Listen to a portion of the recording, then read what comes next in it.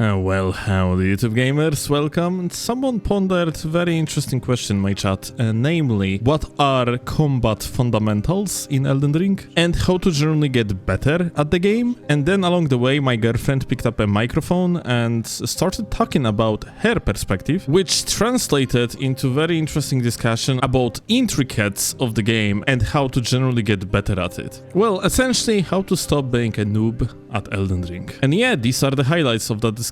Please enjoy. So before, somebody asked in the chat, how were they supposed to know about spacing and timing as a newbie? And that reminded me that I had no idea what spacing is until I started watching you. Because when I first played Elden Ring, I was a very new gamer to begin with. The only games I played were Stardew Valley and Valheim, so I knew nothing about video games. And the game taught me to dodge. The game showed me a button. I used mouse and keyboard back then, and so I was using mouse button to dodge. The game said nothing about like strafing or spacing, and this is something that the brain just doesn't come up with on its own. At least my brain. I'm not a creative type, I don't know. I mean, this is something that I think a lot of people have to understand, that being good at fundies is not a basic. I mean, it is kind of basic of the combat, but when you are just a guy that plays through the game, you don't need to learn basics. You don't need basics to beat the game. Elden Ring PvP helps, PvE helps you enough with all the tools it gives you. Yeah, My first playthrough was with Wing of Astel that has Omega OP Ash of War, with Staff of Loss, so all the NPCs couldn't see my spells, and all the fucking summons in the universe, including Tish. Yeah, but this is exactly the same with everything else, every other Souls game. You don't need to learn fundamentals in any other Souls game. Those games are action RPGs. You can just completely outstat literally everything. But wait, what about Dark Souls 2? It is designed around spacing, no? And strafing. This is true, and that's why most people hate Dark Souls 2. I see. Like, Dark Souls 2 is extremely punishing when it comes to your stamina usage. If you don't know how to utilize your stamina, and well, one of the main ways how you can properly manage your stamina is just by spacing in the PvE, yeah? Like, instead of dodging an attack, you just space it out, and now you have stamina for the punish, yeah?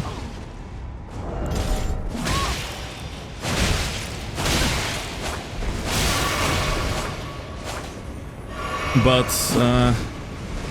yeah, that's one of the reasons. I mean, let's make it clear, Dark Souls 2 has so many problems, so it's not like if people would learn how to space, then the game would be perfect. No, it's absolutely not. That's not what I meant. But yeah, spacing in Dark Souls 2 in PvE was to some extent crucial, and you of course had your ways to just cheese the game like fucking crazy. You had very powerful options in the PvE as well, but yeah, not to the extent that in other games. Okay, so can I ask something then?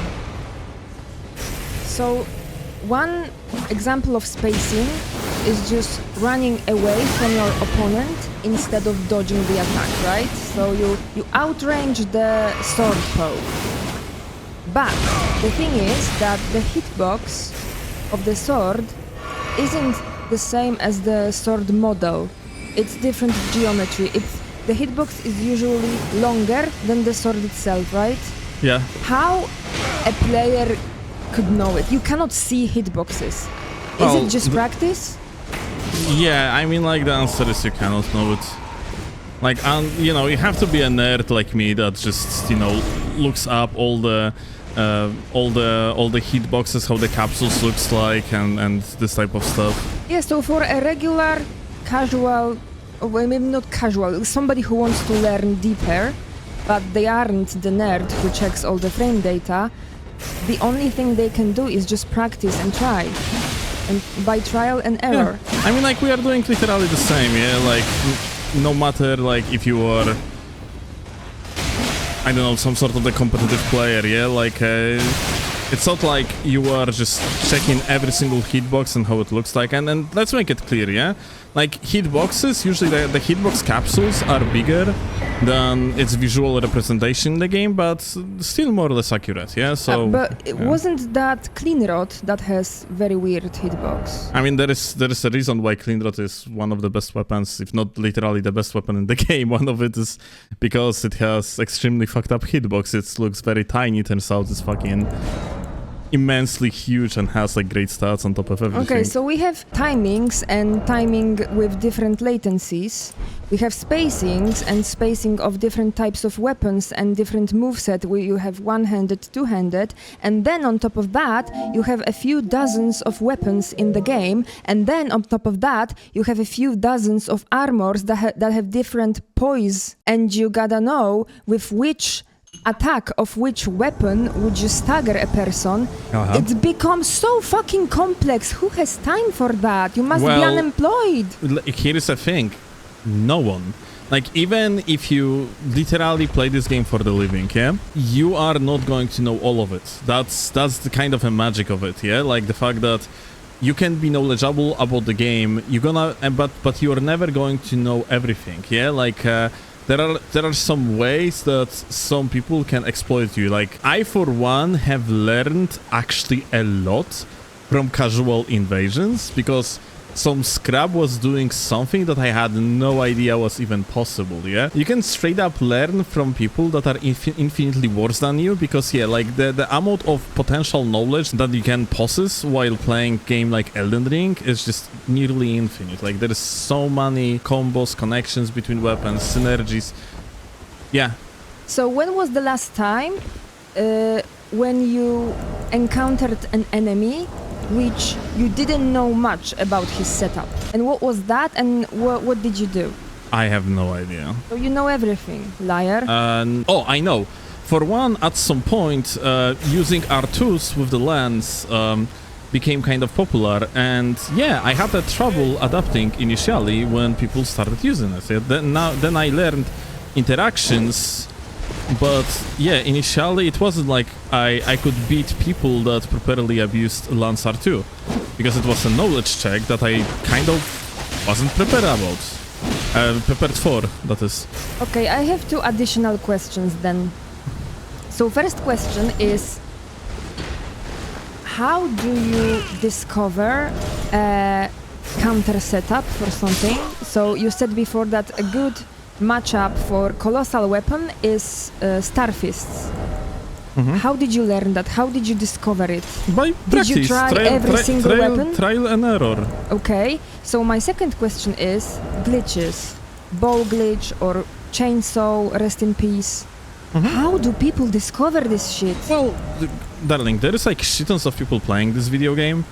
And at some point, someone's gonna do something goofy and something weird gonna happen on the screen.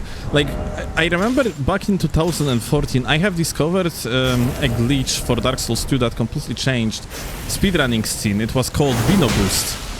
And the thing about Bino Boost was that you could just hold binoculars to your face.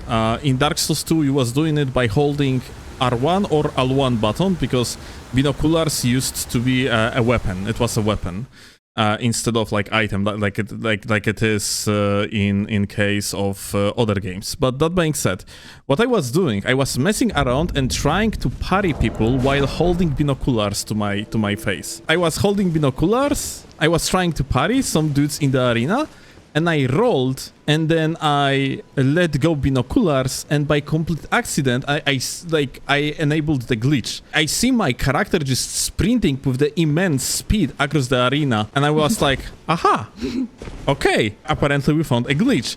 I tried to recreate it, and yeah, I recreated it, I made it consistent, and then I made a video about it, and that spread across the community, and that's how it became one of the most popular glitches in early days of Dark Souls 2. Okay, so I cannot imagine somebody, by just being goofy in video game, using a flail, backstepping and hard swapping to something, and then somehow summoning the Shanter Ash of War. Okay, fair point. That is just understanding of the game. Like people that have good understanding of the game and how it works on the meta, on the meta level. And by meta level, we do not mean in the video gamey way. We mean in literal meaning of the word meta, yeah? So like on literally code level, yeah? Okay, so they know the frame data, they know... Not frame data, they just know more or less the behavior of the game, so... Okay, but what I mean by they know frame data is that they can spot that exact moment when something like hard swapping is possible and the effect... The code works in a way that the effect of the previous weapon didn't end yet or whatever. So it's more like just someone had more or less an idea, yeah? Someone knowledgeable in the community had more or less an idea of how tumble buffing works and how you can actually use it. You had various different, way easier chainsaw glitches in the past. Like you had like various different iterations of the chainsaw glitch and they were way easier. So once the easier methods were patched, people were messing around with harder methods. And it turned out that the backstep chainsaw is actually one of the methods that works very, very consistently. Okay, so it wasn't accidental discovery. Well, it was manufactured. This particular case, yeah, but the foundation of the glitch probably was figured out by accident. Okay. Or maybe not. Maybe it wasn't, but. Usually this type of things being discovered by accident, yeah? And this actually extends to general game knowledge and also like to potential like meaning behind like being good, yeah? Like... But this is a different type of being good. Both discovering a glitch and executing a glitch. Because the input for chainsaw is insane.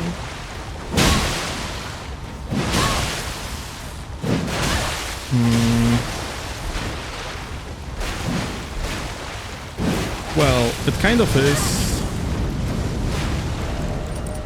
It kind of is, yeah, but... well, I have no idea who exactly discovered the backstep chainsaw, yeah, but... I assume they did it, like, with various different macro settings, and then they were testing, like, if something works or not, yeah?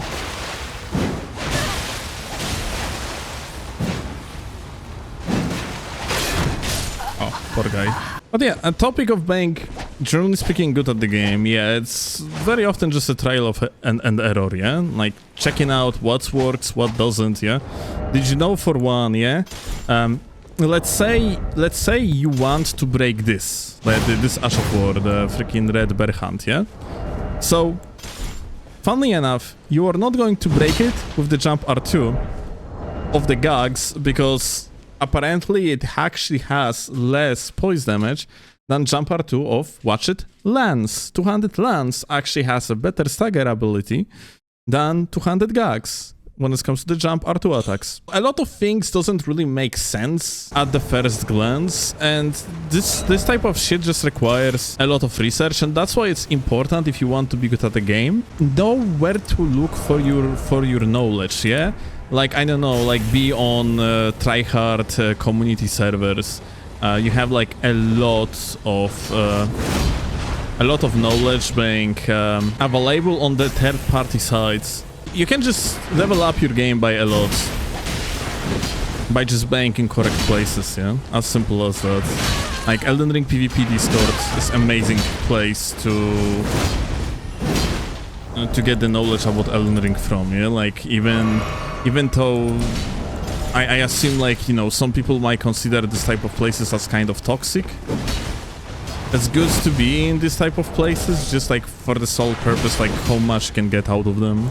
It's worth to watch. It's worth to watch tournaments. It's worth to watch good content creators, yeah, in the meaning that decent players. That being Chase, G, me, or like, you know, a lot of other content creators that are insane. Like, I know, more knowledgeable ones, like Rust Bucket, competitive players like Soap, Dark Soap that is, Luber, yeah? Like, these people upload rarely, but for one, Luber might from time to time upload his POV from one of the Tarnis. He sometimes joins them. And then, what the fuck is that, Michael Zaki? Are you serious?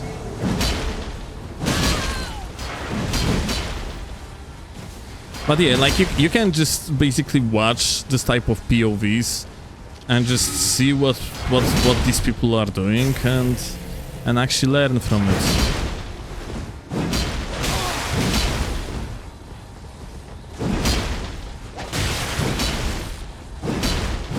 I actually kind of wonder if I shouldn't...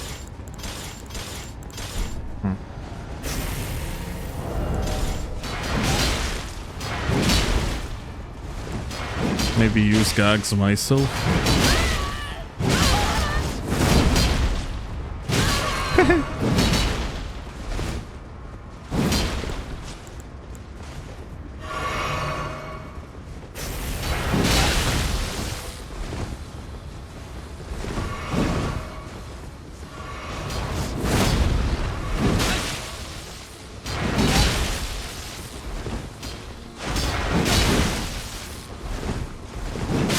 Okay.